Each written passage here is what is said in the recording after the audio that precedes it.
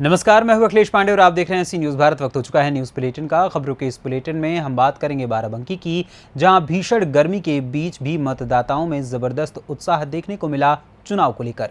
वहीं छिंदवाड़ा में परासिया की बंद ओपन कास्ट कोयला खदान में मिला युवक का शव, साथ ही सरगुजा में महंत एवं विधानसभा अध्यक्ष चरणदास आयोजित कार्यक्रम में शामिल होने पहुंचे।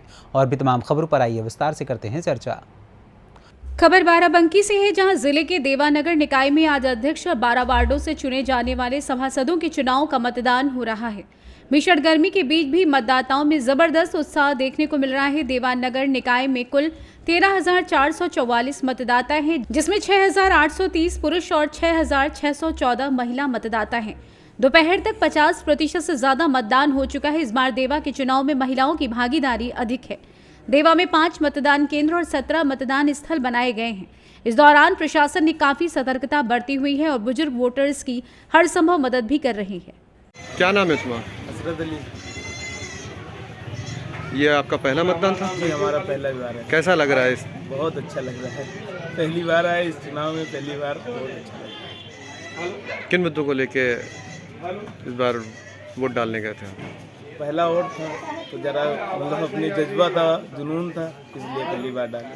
कैसा लग रहा है आपको पहली बार मतदान करके? अच्छा लग रहा है। अच्छे लोगों को आना चाहिए था, तभी तो अच्छा होगा ना। किन किन मुद्दों को ध्यान में रख के आपने पहला मतदान किया? सर, ये एरिया ना मतलब ठीक नहीं है और मैं यही चाहती हूँ कि यहाँ पे जो भी है तो जो चीज़ें खराब है उसको अच्छा करे, विकसित करे जगह को। ये आपका पहला मतदान था? क्या नाम है आपका? फसीउर रहमान। कैसा अनुभव हुआ? कैसा लग रहा है? बहुत अच्छा लगा। पहले वोट देगा लगा कि हाँ कुछ मेरा भी हक है। किन मुद्दों को ध्यान में रख के आपने वोट किया? हमने अपने जो एरिया है उसकी हम लोग जो भी है सुंदरीकरण वगैरह या फिर उसको देखते हुए कि कुछ नया करें। मतलब अब तक जो 10 साल में हुआ उसका बदलाव चाहते हैं, तो इसलिए बदलाव के लिए हमने सोचा कुछ ऐसा प्रतिनिधि चुने जो बदलाव कर सकते हैं। बाराबंकी से सी न्यूज़ संवाददाता मोहम्मद खालिद रईस की रिपोर्ट। खबर छिंदवाड़ा से है, जहां अम्बाड़ा के बीच बंद कल्याणी ओपन कास्ट में युवक का शव मिलने से हड़कंप मच गया। सूचना पर पहुंची बड़कुही चौकी पुलिस ने शव को निकलवा कर पोस्टमार्टम के लिए भेज दिया है। युवक की पहचान संदीप सलाम पिता सोहन सलाम इकलहरा निवासी के रूप में हुई है। युवक 7 मई से लापता था। युवक की गुमशुदगी बड़कुही चौकी में दर्ज थी। परासिया से सी न्यूज़ संवाददाता ललित तिवारी की रिपोर्ट। खबर गोरखपुर से है, जहां पीपीगंज थाना अंतर्गत ग्राम सभा लक्ष्मीपुर ढोला करमाहा खुर्द चंद्रजीत यादव की झोपड़ी में आग लगने से लाखों रुपए का सामान जलकर राख हो गया है। वहीं 3 गौवंश बुरी तरीके से झुलस गए। आपको बता दें कि ग्रामीणों के सहयोग से आग पर काबू पाया गया है। और वहीं चंद्रजीत यादव ने बताया कि झोपड़ी में रखा हुआ सारा सामान जलकर खाक हो गया। गोरखपुर से सी न्यूज़ संवाददाता योगेंद्र कुमार अग्रहरी की रिपोर्ट। महोबा जिले में किराना व्यापारी के घर में आग लग जाने से लाखों का सामान जलकर खाक हो गया। आग की सूचना मिलने पर मौके पर पहुंची दमकल की गाड़ियों ने कड़ी मशक्कत के बाद आग पर काबू पाया। फिलहाल आग लगने का कारण शॉर्ट सर्किट बताया जा रहा है। महोबा मुख्यालय के शुक्लानापुर में दिनेश गुप्ता किराना व्यापारी का घर है और ठीक सामने पोलिंग बूथ बना हुआ है। आज अचानक घर से आग की लपटें और धुएं के गुब्बार निकलने पर पोलिंग बूथ में मतदान करने आए मतदाताओं में अफरा तफरी मच गई। इसकी सूचना फायर ब्रिगेड को दी गई। मौके पर पहुंची अग्निशमन विभाग की गाड़ियों ने कड़ी मशक्कत के बाद आग पर काबू पाया। घर के सामने मतदान स्थल होने के कारण एसडीएम सहित भारी पुलिस फोर्स मौके पर पहुंचकर दमकल विभाग आग बुझाने में सहयोग। इस अग्निकांड में लाखों का सामान जलकर राख हो गया। मौके पर पहुंचे एसडीएम ने बताया कि आग पर लगभग काबू पा लिया गया है और आग लगने का कारण शॉर्ट सर्किट बताया जा रहा है।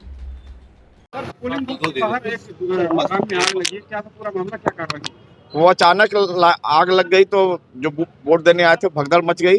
सूचना पे हम लोग आए, फायर ब्रिगेड बुलाई गई है, अब आग बुझाई जा रही है। कितने का नुकसान का अनुमान लगाया जा रहा है? अब नुकसान तो पता चले उसमें बाद में आकलन करने पे ही, अभी तत्काल तो कुछ पता नहीं है कितने का हुआ है, लेकिन नुकसान तो हुआ ही है। कोई जानकारी हो पाई किसका मकान था? नहीं, अभी तो तत्काल हमें मालूम नहीं है। आग पर सब कुछ काबू पा लिया गया है? हाँ, लगभग पा लिया गया। अब मुझे आग लगने का कुछ कारण पता चल पाया? बता रहे थे शॉर्ट सर्किट से आग लगी है। महोबा से सी न्यूज़ संवाददाता राहुल कश्यप की रिपोर्ट। छत्तीसगढ़ विधानसभा अध्यक्ष चरणदास महंत व पत्नी कोरबा सांसद ज्योत्सना महंत 2 दिवसीय सरगुजा दौरे पर पहुंचे, जहां सबसे पहले परिवार के साथ जाकर मां महामाया मंदिर में पूजा अर्चना की। इसके बाद अंबिकापुर में आयोजित कबीर आश्रम के कार्यक्रम में शामिल हुए। इधर मीडिया से चर्चा करते हुए उन्होंने क्या कुछ कहा, आइए आपको सुनाते हैं। अंबिकापुर दौरे में आने का मुख्य कारण यह है कि माई का दर्शन करना, उनका आशीर्वाद लेना, और चुनाव पूर्व हम सब लोग अंबिकापुर मैन पाठ इधर आकर के अपने साथियों की खोज में आए थे, तलाश में आए थे। उन साथियों से मिलना। मैं पूरे उत्तर छत्तीसगढ़ के दौरे पर निकला हूँ। पेंड्रा से शुरू किया है, रविन्द्रनाथ टैगोर जी का जन्मदिन मनाए। आप लोगों को शायद पता हो ही गया होगा कि रविन्द्रनाथ टैगोर जी 6 महीने पेंड्रा रोड में थे। उसके बाद अमरकंटक भी गया दर्शन करने, फिर कोरिया आया, फिर विधानसभा क्षेत्र हमारे मित्रों के थे, इनके क्षेत्र में गया, गुलाब के क्षेत्र में गया, और उसी बहाने अपने विधायक साथियों के हाल चाल जानने, उनके परिवार के बारे जानने के लिए मैं यहाँ आया हूँ। यहाँ से दर्शन करने के बाद मैं जाऊँगा मेन पाठ, क्योंकि वो बहुत बड़ा पर्यटन का केंद्र है। छत्तीसगढ़ से सी न्यूज संवाददाता रिंकू सोनी की रिपोर्ट। खबर बिहार से है, जहां बेगूसराय में आज प्रेस क्लब में जिला पत्रकार संघ के अध्यक्ष शालिग्राम सिंह की अध्यक्षता में पत्रकार सुधांशु पाठक को पुलिस के द्वारा हत्या के मुकदमे में फंसाने के बाद गिरफ्तार कर जेल भेज देने के मामले में एक आपात बैठक आयोजित की गई, जिसमें पत्रकार सुधांशु पाठक को एक हत्याकांड के मुकदमे में पुलिस के द्वारा फंसा देने पर विस्तृत रूप से चर्चा की गई। जहां बैठक में शामिल सैकड़ों पत्रकारों ने बेगूसराय पुलिस के रवैये के खिलाफ एक प्रस्ताव पारित किया। इस अवसर पर पत्रकार गोपाल कुमार, अशोक राय, राजेश सिंह, पवन बंधु सिन्हा, धनंजय झा, संतोष कुमार समेत अन्य पत्रकार मौजूद थे। ऐसे में आइए जानते हैं कि जिलाध्यक्ष शालिग्राम सिंह ने क्या कुछ कहा।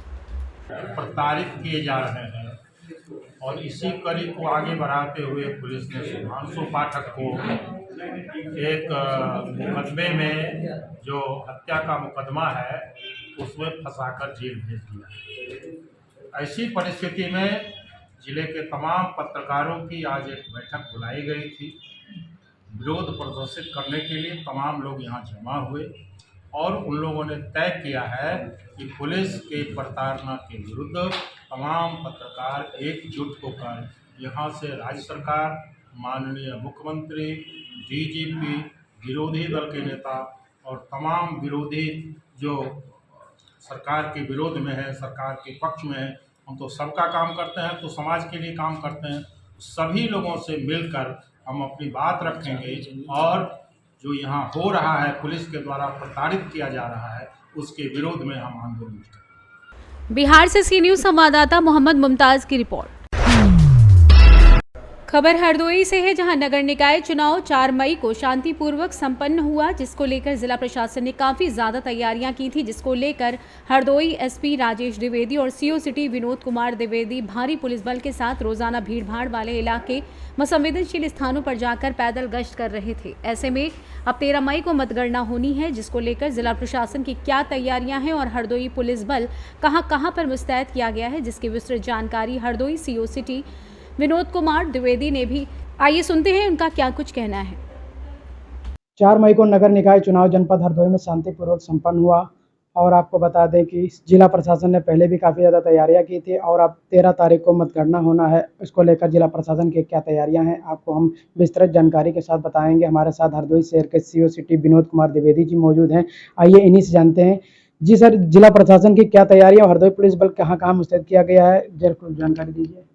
जो 4 तारीख को प्रथम चरण की नगर निकाय का चुनाव हुआ है, उसकी मतगणना 13 तारीख को होनी है, जिसमें हमारे यहाँ के पुलिस अधीक्षक महोदय की अध्यक्षता में मीटिंग करके त्रिस्तरीय सुरक्षा व्यवस्था की गई है। 3 कार्डन बनाया गया है, इन आइसोलेशन, इनर और आउटर कार्डन, जिसमें भारी संख्या में बल लगाया गया है।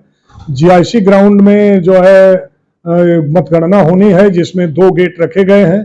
एक गेट से मतगणना कर्मी और दूसरे गेट से एजेंट और प्रत्याशियों को एंट्री दी गई है, और उन दोनों गेटों पर भी भारी संख्या में बल लगाए गए हैं। वाहनों को रोकने के लिए बाहर आइसोलेशन एरिया में ही रोके गए। हरदोई से सी न्यूज संवाददाता राशिद की रिपोर्ट। खबर मोतिहारी से है, जहां भारत नेपाल सीमावर्ती झरोखर थाना क्षेत्र अंतर्गत पिठवा गांव में बीती शाम अज्ञात चोरों ने घर का ताला खोलकर 1,42,000 नकदी समेत 4 थान आभूषण की चोरी कर फरार हो गए। घटना शाम 7 बजे की बताई जा रही है। ऐसे में आइए जानते हैं अमीर महतो ने क्या कुछ कहा। कितना हुआ और कैसे पता चला आपको? शाम के समय में आम हुआ बिहालित रहे, बाजा बाजित रहे, सब लोग बाजा के देखे चल गए और घर तक देर सुनना पड़ गए, बस आके मार दिले बा।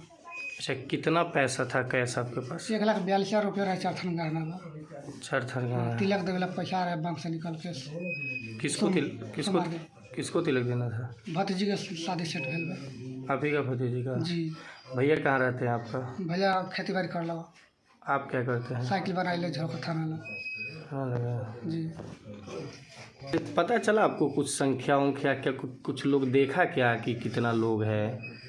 चोरी भेले बाद लोग सब देख लगा। मोतिहारी से सी न्यूज संवाददाता राहुल कुमार की रिपोर्ट। खबर उन्नाव से है, जहां 14 मई को होने वाली पीसीएस एग्जाम को लेकर जिला प्रशासन पूरी तरीके से अलर्ट हो गया है।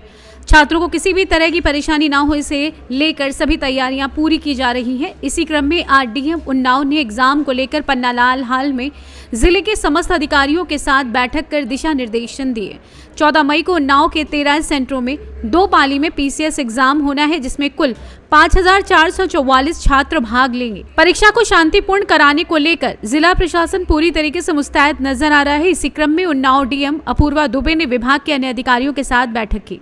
ऐसे में आइए जानते हैं एडीएम उन्नाव नरेंद्र सिंह का क्या कुछ कहना है। सर, पीसीएस एग्जाम होना है, जिले में कितने सेंटर बनाए गए, कितने छात्र भाग लेंगे? 14 तारीख को हमारे यहाँ पूरे प्रदेश में, जिसमें उन्नाव भी, यहाँ पर पीसीएस प्री परीक्षा, प्रारंभिक परीक्षा होनी है, जिसमें हमारे 13 केंद्रों में उन्नाव में परीक्षा आयोजित होनी है, 2 पालियों में। इसमें हमारे 5,444 छात्र जो है यहाँ के अलॉट किए गए हैं, उनकी परीक्षा 13 केंद्रों में कराई जाएगी। उसके विषय में अभी जिलाधिकारी महोदय की अध्यक्षता में बैठक थी, जिसमें सभी हमारे सेक्टर मजिस्ट्रेट, 5 हमारे सेक्टर मजिस्ट्रेट हैं, 13 हमारे स्टेटिक मजिस्ट्रेट प्रत्येक केंद्र में 1 लगाए गए हैं, और केंद्र व्यवस्थापक और सभी के साथ जो है तैयारी बैठक की समीक्षा की गई है। तैयारी हमारी पूर्ण है और हम लोग समय से परीक्षा सुचारुपूर्ण संपन्न कराएंगे। उन्नाव से सी न्यूज संवाददाता अजय की रिपोर्ट। खबर उन्नाव से है, जहां फतेहपुर 84 थाना क्षेत्र के दोस्तपुर शिवली गांव के रहने वाले श्रवण कुमार 302 के केस में करीब 15 साल फतेहगढ़ जेल में रहकर बढ़ईगिरी का कार्य सीखा, जो कि छूटने पर इस काम से अपने परिवारजनों का भरण पोषण कर रहा है। दरअसल दोस्तपुर शिवली में वर्ष 2003 में एक भीषण अग्निकांड हुआ था, जिसमें जानवरों की मौत होने के साथ साथ कई लोग घायल भी हुए थे, जिसमें एक पक्ष द्वारा श्रवण कुमार पर हत्या कराने का आरोप लगाया गया था, जिसके बाद पुलिस ने नामजद अभियुक्तों को जेल भेज दिया था, जिसके बाद 2005 में जमानत दे दी थी। जमानत के बाद कुछ दिनों तक अपने घर पर रहा, लेकिन फिर 2008 में फैजाबाद जेल जाना पड़ा। इसके पश्चात लखनऊ हाईकोर्ट से बेल के लिए अर्जी दी गई, जिस पर मार्च 2023 में जमानत देकर पैरोल पर छोड़ दिया गया। आपका क्या नाम है और आप कहाँ रहते हैं? मेरा नाम सरवण है और मैं दोस्तपुर शिवली में रहता हूँ। परिवार में कौन कौन है? परिवार में इस समय पिताजी हैं। जेल आप कब गए थे? जेल हम 2003 में गए थे। जेल में कौन कौन सा आप कार्य करते थे? ये कारपेंटरी का काम करते थे। जेल से किस काम की आपने ट्रेनिंग ली? कारपेंटरी की ट्रेनिंग मैंने ली। जब से आप जेल से बाहर आए हैं, आजीविका चलाने के लिए कौन सा कार्य कर रहे हैं? इधर उधर थोड़ा बहुत ये फर्नीचर का काम कर लेते हैं। इस काम से आप कितना पैसा कमा लेते हैं? 300-400 रुपये कमा लेते हैं। अब आपकी ज़िंदगी कैसी चल रही है? चल क्या रही है, ऐसे ही चल रही है। 300-400 में क्या होता है आजकल। इस काम से आपके सारे खर्च चल रहे हैं। उन्नाव से सी न्यूज संवाददाता सुशील यादव की रिपोर्ट। फिलहाल के लिए इस न्यूज़ बुलेटिन में बस इतना ही। देश दुनिया की तमाम खबरों के लिए देखते रहें सी न्यूज़ भारत, और खबर आपके साथ, आपके हाथ।